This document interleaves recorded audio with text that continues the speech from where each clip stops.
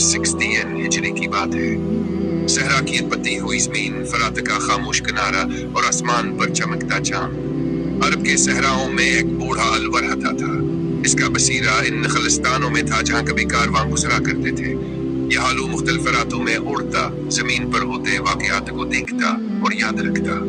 وہ برسوں سے انسانوں کی حرکات کا مشاہدہ کر رہا تھا، لیکن جس محرم کے رات تک چھم مختلف تھی۔ اس رات انہوں نے ایک ایسی فضا محسوس کی جس میں عجیب سی اداسی، خوفاور صبر کی خوشبو تھی۔ وہ ہاڑا اور اپنی پرانی عادت کے مطابق بلندی سے نیچے دیکھنے لگا۔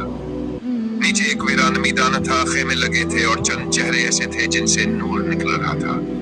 الو نے درخت کی شاخ پر بیٹھ کر سب کچھ دیکھا۔ اس نے دیکھا کہ ایک چھوٹا بچہ علیہ صغر پیاسا ہے اور باپ کی گود میں تڑپ رہا ہے۔ الو نے دیکھا کہ عباس پانی لانے گئے مگر بازو اٹھ گئے۔ الو نے اپنے پروں سے آنکھیں پونچھیں جب اس نے حسین کے بیٹے علی اکبر کو شہادت کے بعد باپ کی باہوں میں آتے دیکھا۔ اس کے بعد اس نے دیکھا کہ ایک کر کے سب شہید ہو گئے۔ اب صرف حسین باقی تھے۔ الو خاموش بیٹھا رہا، نہ آواز نکالی نہ ہاڑا، جیسے وہ جان گیا ہو کہ تاریخ کے سب سے دردناک لمحے کا گواہ بن رہا ہے۔ اس نے وہ منظر دیکھا جب حسین خیمے سے باہر نکلے، میدان میں گئے، لڑے اور آخر میں سجدہ کیا۔ پھر اس کی آنکھوں کے سامنے وہ منظر آیا جب شمر نے سجدے میں موجود حسین کا سردن سے جدا کیا۔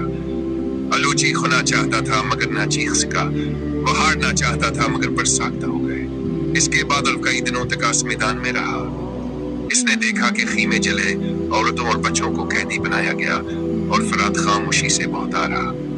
الو نے قسم کھائی کہ ہوئی ہوا کیا کبھی نہیں بھولے گا۔ اسی لیے آج بھی محرم کے راتوں میں لوگ کہتے ہیں کہ اگر تم جنگلیہ صحرا میں ہو تو الو کیا یہ غمگین صدا سنائی دیتی ہے، وہ صدا جو وہ اس رات کے بعد روز دیتا ہے تاکہ دنیا یاد رکھے کہ اس نے کربلا کو اپنی آنکھوں سے دیکھا تھا۔